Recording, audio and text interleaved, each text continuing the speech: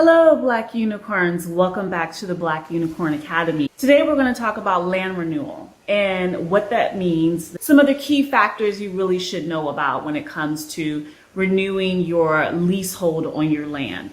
So you know by now that when it comes to buying land, most land in Ghana is leasehold land. You're going to have it for 99 years, 50 years, or maybe even shorter period of time, depending on who you bought the land from and how your indenture is written for the land.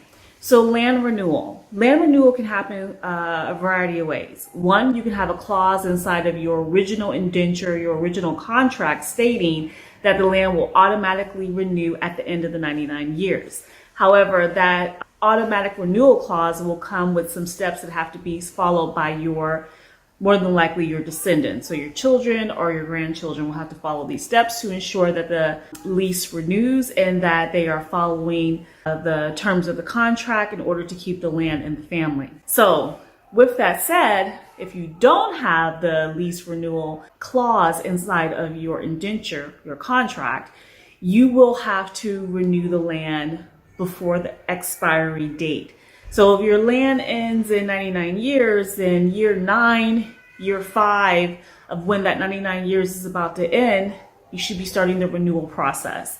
The renewal process can be quick, it can take long. We never know how things are going to be 100 years from now, or dare I say 99 years from now. But we do know that it will likely be quicker to get things done because of how technology works. However, you should be aware of these things, and yes, you can renew your land. Now, here are the caveats you need to be aware of. It is possible for portions of your land to be subleased and are what they call here underlease.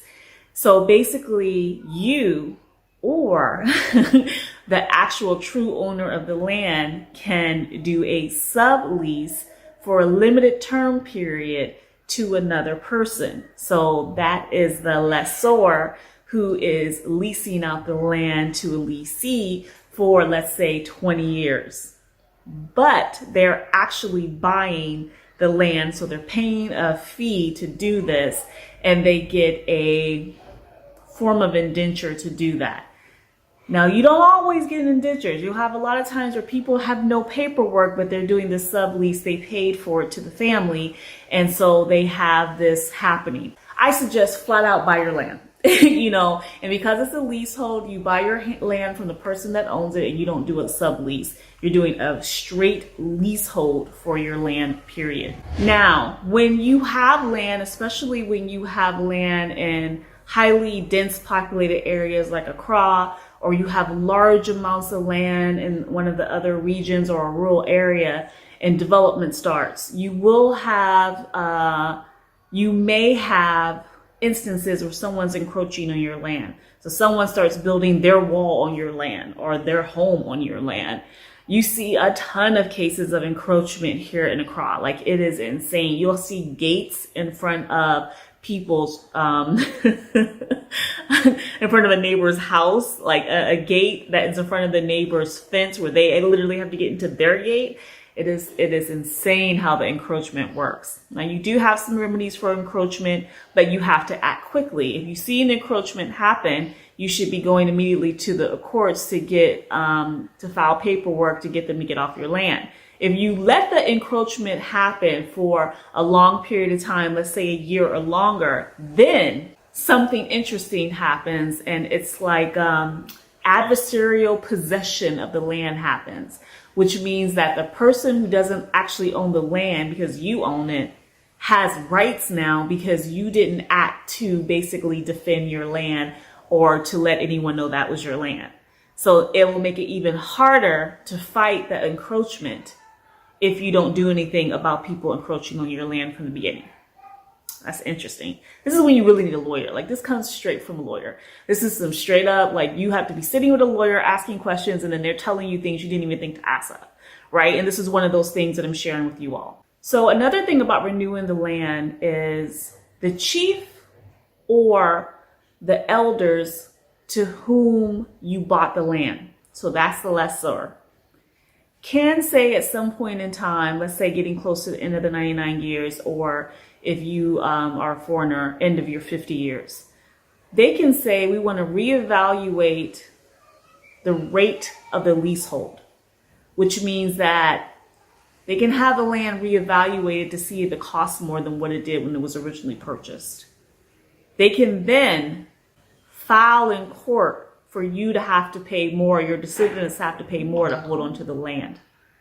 So if you're not willing to pay the additional value of the land to the original lessor or the lessor's family, then they can decide not to renew the lease and take their land back.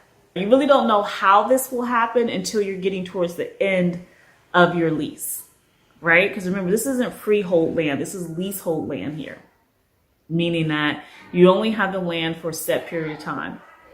So be mindful of that. If you just pay whatever that additional fee is, get new renewal papers for the leasehold, get a new leasehold on the land, which is a new indenture, then you won't have a problem and your descendants own the land. Your kids, your grandkids, whoever own the land. So be privy to that, be mindful of that. This is a short video, but it's packed with information. Last thing I want to say about land renewal and owning your land is that if you build a structure on the land and the land renewal happens, and they take the land back after the end of the set terms and your structure is still on the land, your only recourse is somewhere before your lease term ended, you should have had land insurance on your property and on the structures on the property. So if the person took back the land or the family took back the land after the end of the original lease terms, the insurer will pay you for the structure that is on that land. At least that's how it's supposed to work. So that could be helpful if you're thinking about getting insurance and wondering if insurance works or if it's useful. Insurance is a new concept here, but let's say 50 years from now, it definitely will be a mature industry, and I'm sure a lot of those contracts would be fulfilled when something like this happens, because they're taking into account how their laws work in Ghana and how it can be married to how insurance works traditionally across continents. Okay, guys, I hope you found this helpful. I will be making more videos about land, and likely will be putting this in a separate package for the Black Unicorn Academy for land and buying property. And hopefully you will get a chance to view those videos as well. Thanks again for being part of the Black Unicorn Academy. Bye.